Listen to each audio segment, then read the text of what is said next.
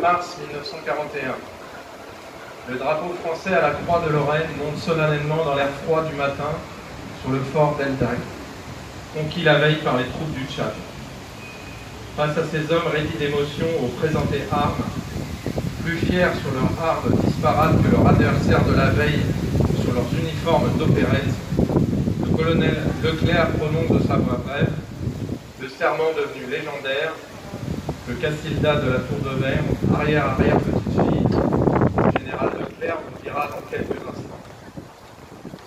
La nouvelle de la prise de Koufra sonna à travers le monde en guerre comme un coup de clairon.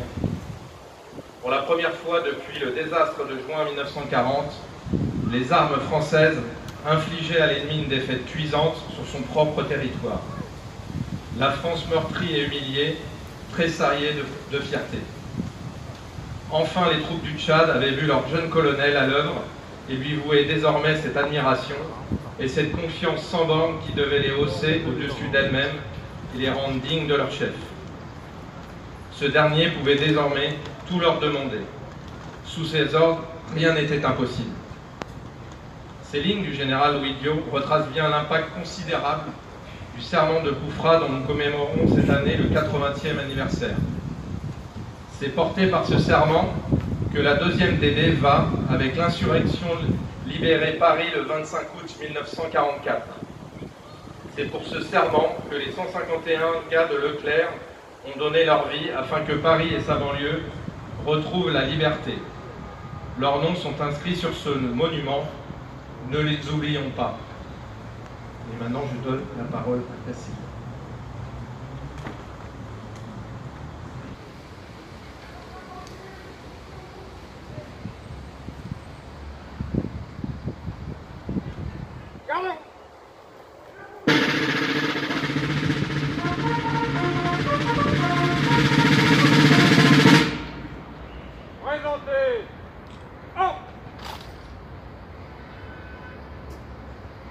Dépôt de gerbe de l'Association nationale des anciens de la 2e division blindée.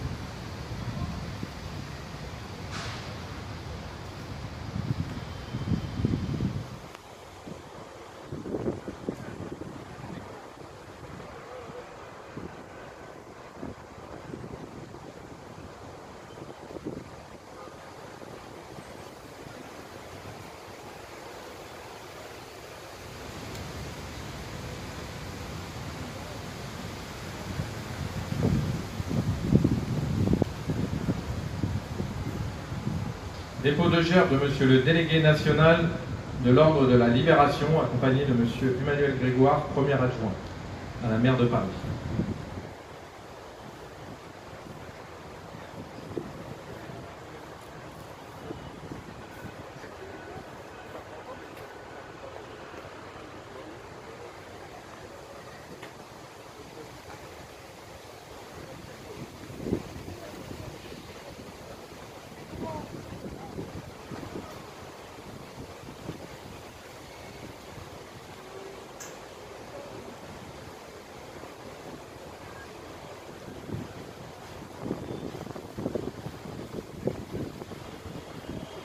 Dépôt de gerbe de Madame Anne Hidalgo, maire de Paris.